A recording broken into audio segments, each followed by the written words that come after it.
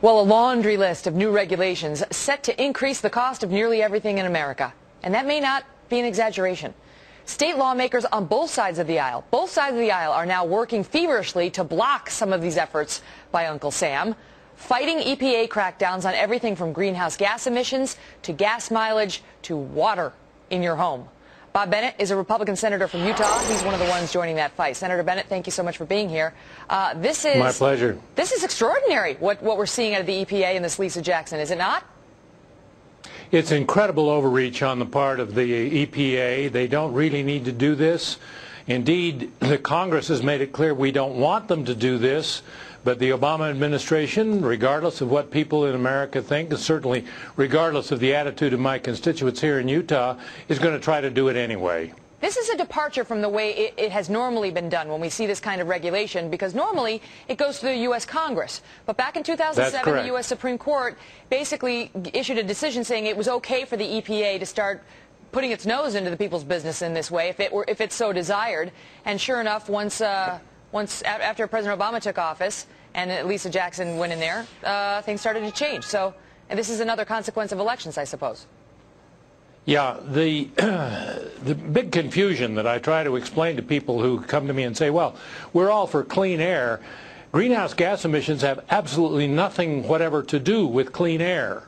CO2 does not add to pollutants or cause asthma or any of the other things you think of with dirty air. CO2 actually is a nutrient for plants and helps some part of the continents grow more and have greater vegetation.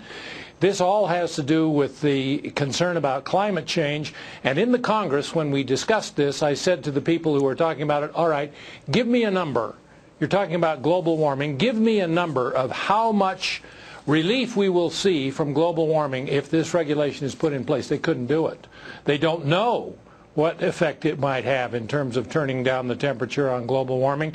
So for an unknown hope that something good may possibly happen, we're going to take enormous chances with the economy. I think it's a really, really short-sighted and need outrageous kind of action on the part of this administration. Well, but nonetheless, you know, those on the other side argue that, look, particularly with respect to the car crackdown, that they're going to require more fuel-efficient vehicles by 2016. Barack Obama came out yesterday and said that this is really going to, number one, reduce our dependence on foreign oil, which seems like a good thing, and number two, it's going to help people spend a little less at the pump. Also seems good.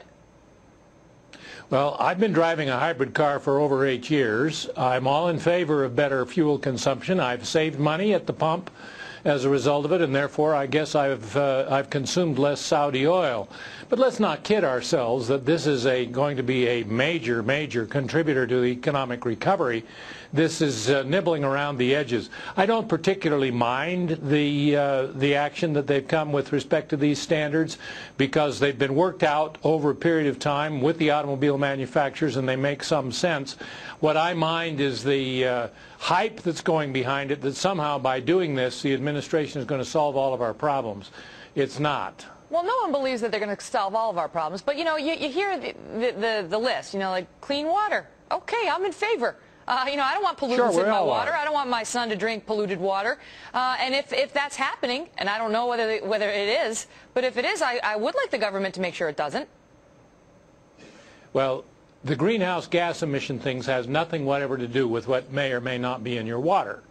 And also, as I've said, has nothing whatever to do with the kind of pollution you get if you go into an area where there are particulates, soot, other kinds of problems in the air.